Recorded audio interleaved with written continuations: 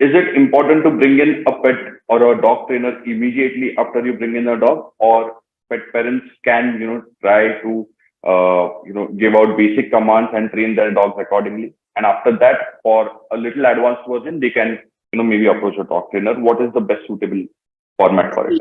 Like I'm saying, you can use, now there is a sort of YouTube videos and stuff that parents refer to, in the beginning, because obviously hiring a trainer comes with costs, which people Right. think before, thing. Right. So it's like, but like I'm saying is at least get a trainer to, Mhm. counsel you all as to how to go about it. So if that is done when you get home a pet, like a puppy, it's better to at least get a trainer for the counseling so that you'll know how to carry on your day-to-day activities with him. And then, and then start with the trainer, once he maybe becomes a little older or once the Right. vaccinations are completed. But I would say in Right. this day and age, getting a trainer is very, very important. Right. And what is the right age to start training a dog? As soon as the puppy comes home.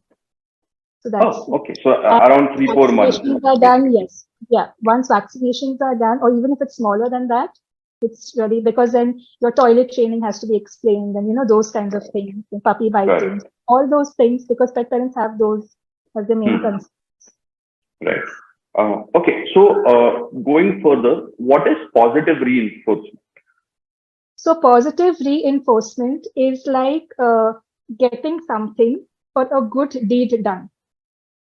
Like Hmm. suppose I finished my homework, so my parents would tell me, "Let's go out. We'll take you out if you finish your homework, or you Right. do well in your exam."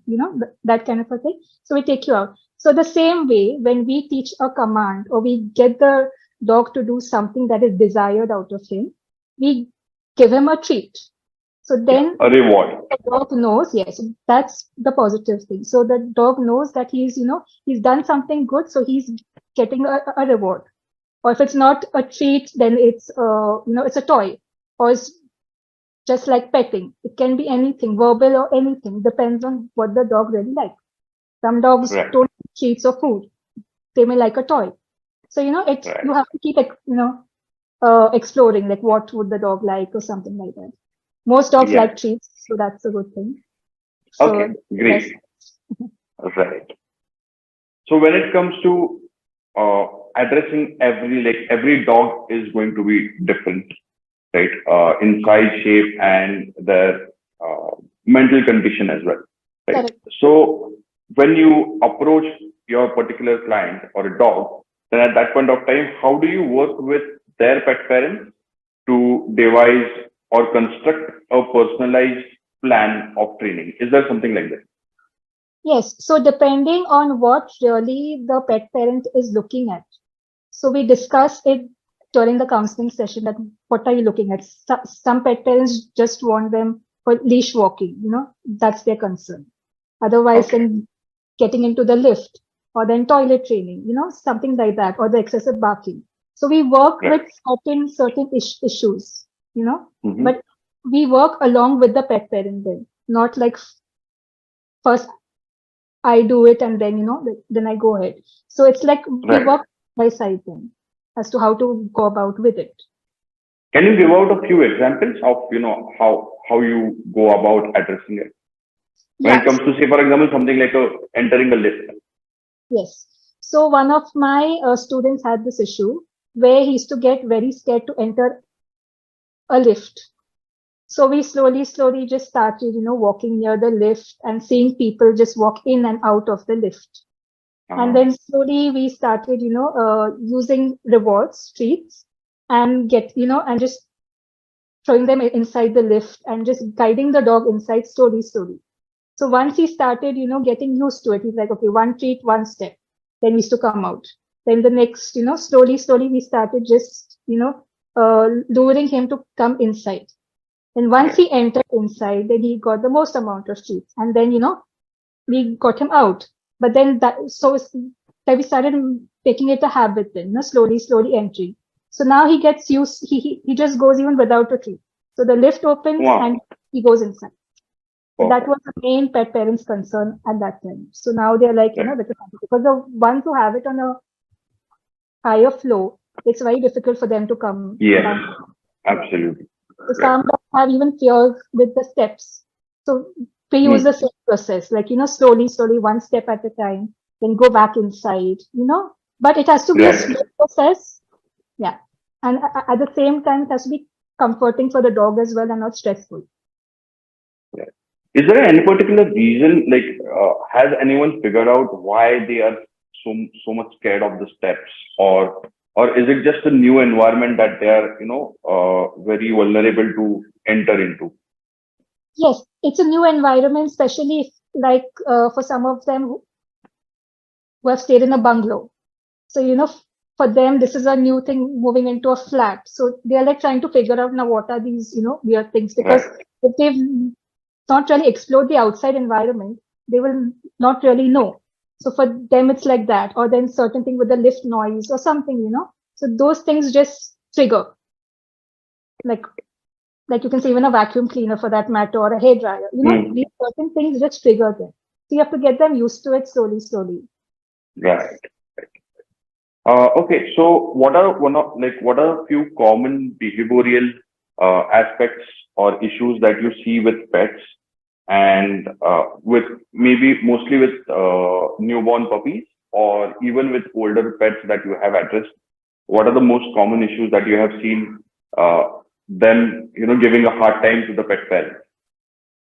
So yes, so pet parents have a thing with walking. So, dogs keep pulling during walks. So that is one of the main concerns. And Right. then puppy biting, toilet training is another thing because most parents struggle with toilet training. So those things, and puppy biting and, just barking or something like that. So those are the common issues. And then jumping on people, jumping on new Right. people when they come in. So they just have to be set right. So, you have to set the procedure, the command. Everything has to just be set. There has to be a line of obedience set, like I would say. But So, how many of these issues are actually related to their emotional state of mind? so there is one major issue is separation anxiety, which you may have heard about. Yeah. So many dogs go through that, especially during COVID. We've had this thing where the owners used to be at home the full time and stuff. So after it all opened up, owners started leaving for their workplace. So that's when, we got situations of separation anxiety and stuff like that. So like, and it used to be like long, long hours. So we started Right. telling the owners, like, emotion, like crying and, those kind of a things, otherwise just destroying the place. So those kind of a Right. thing. So we started telling the owners like stay in one room, just like don't even pay attention, but just stay in one room kind of a thing. Then Right. go out for like, 5 minutes or something like that. Come back, give a reward kind of a thing, and just slowly, slowly start increasing the limit. Otherwise, just walk with your outside shoes, because all these things matter for a dog. Right. So yes, separate anxiety has been one of the major emotional issues with dogs. So, in even in like the most common behaviors I've seen are that scare a lot of people who might not have a pet at home are two things. One is the dogs jumping on them, and the second one is them. They don't bite, but they like to just hold your hand with their mouths. They don't like to bite. So, but that is something that immediately scares. So, if I as a layman have to understand that particular dog better, then what needs to go through my mind at that point of time?